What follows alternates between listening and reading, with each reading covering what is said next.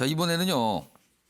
이른바 고발 사주, 제보 사주 이 의혹들인데요. 이와 관련해서 공수처가 움직이고 있습니다. 보시죠. 고발 사주 정점식 의원실 압수수색했고요. 제보 사주 의혹 박지원 국정원장은 입건이 됐습니다. 양갈래예요, 지금. 서로 여야가 굉장히 관심을 두고 있는 또 양갈래이기도 하죠. 압수수색했는데 관련 문건의 흔적을 못 찾았다. 빈손 철수 아니냐 이런 얘기도 좀 있고요. 현직 국정원장을 입건해서 수사를 하고 있는 거예요. 이것도 또 초미의 관심사입니다. 다음 보겠습니다. 김웅, 우리가 고발장 보내주겠다. 앞서 일명기사 때 잠깐 소개해드렸는데요. 이게 뭔가 의미가 있는 거 아니냐. 조성은 씨 주장 뒷받침할 물증 아니냐. 그래서 공수처는 전달 배경 이런 거에 주력하는데 이 우리의 주체가 누구냐. 우리가 고발장 보내주겠다고 얘기했다는데 그럼 우리라는 게 무슨 뜻이겠느냐. 여기 우리에는 누가 들어가는 거냐. 한마디로 말해서 윤석열 전 검찰총장이 관련 있는 거냐 없는 거냐. 이런 뜻이 돼요 지금요. 자, 요거는 김지옥 교수님께서 설명 좀 하는 걸로 지금 해보겠습니다. 우리가 중요하다. 이게 왜 중요한가. 그리고 이게 상황에 따라서는 윤석열 전 총장이 굉장히 심각할 수도 있다. 이렇게 보시는지요. 예, 저는 더 궁금한 게 국민의힘은 뭐라고 얘기할까. 이게 더 좀 궁금하긴 한데요. 말씀하신 것처럼 우리라고 하는 거는 1인은 아니잖아요. 2인이면 복수예요, 그럼. 예, 그러니까 손준성 검사만 포함되는 것이냐 아니면 플러스 알파가 있는 것이냐. 이 플러스 알파는 아직 말씀하신 것처럼 윤석열 후보가 관련성이 있어 없어. 이 문제가 쟁점일 것 같은데요. 근데 두 번째가 뭐냐면 또 나온 얘기가 접수처를 특정했다는 거예요. 그러니까 서울중앙지검이 아닌 대검에다 해라. 네. 근데 대검의 최고 수장은 윤석열 후보란 말이죠.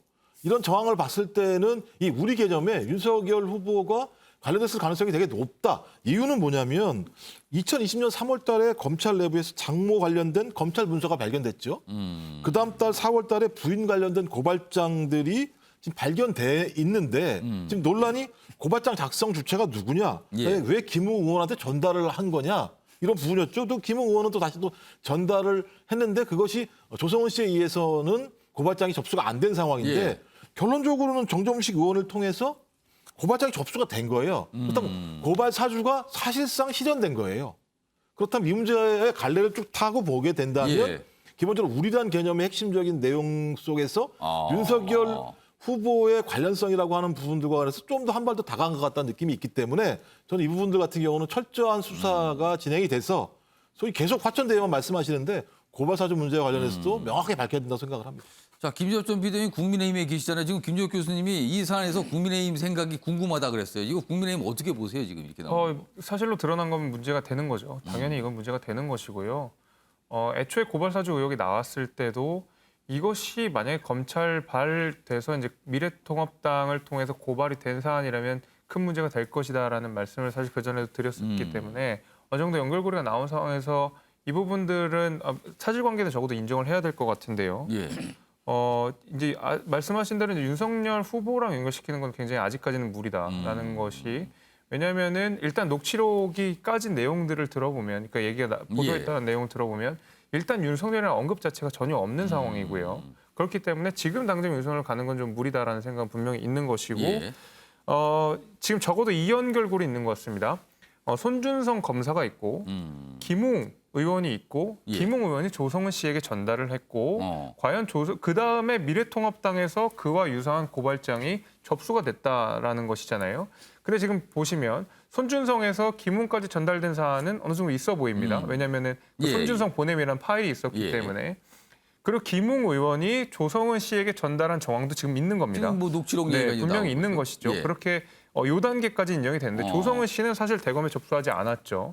그리고 나서 정점식 의원이 비슷한 고발장을 가지고 접수를 한 건데 법률지원단에서 그러면 그 연결고리는 일단은 끊어지는 겁니다. 그러니까 지금 압수수색을 했는데 아무런 자료가 나오지 예. 않았지 않습니까? 고발했지만 아주 중간에 그렇죠. 직접 연관은 아직 모르는 거다. 그렇죠. 그래서 모르겠다는 거네요. 검찰에서 쭉 흘러와서 미래통합당까지 간 것은 지금 아직까지는 무리고 적어도 조성은 씨까지는 갔지만 또 다른 어느 루트를 통해서는 알아봐야 되겠지만 적어도 손준성부터 시작된 그 길목에는 사실 미래통합당이 지금 단계에서는 연결고리를 찾기 어렵다고 볼 수밖에 없을 것 같습니다.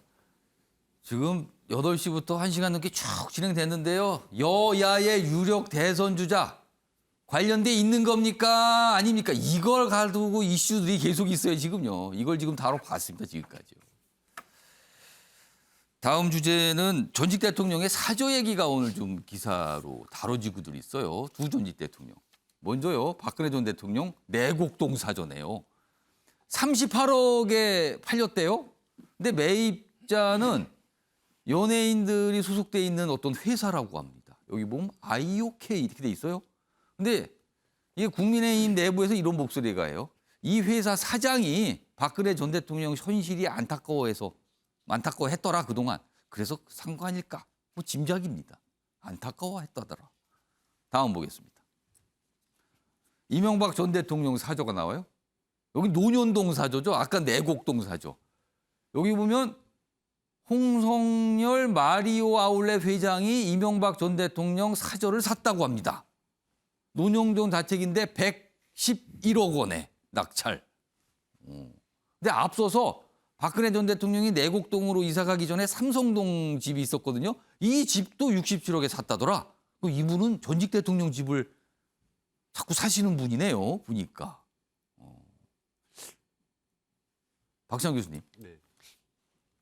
제가 질문을 드리려고 했는데 이게 어떤 의미가 될까요, 이게?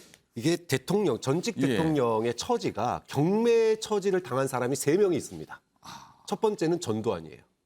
전두환 씨 집 경매가 사저 경매가 2019년도에 있었는데 지금은 이제 뭐 여러 가지 이유로 중단된 상태입니다. 그런데 그 당시에 응찰자가 한 명도 없었습니다.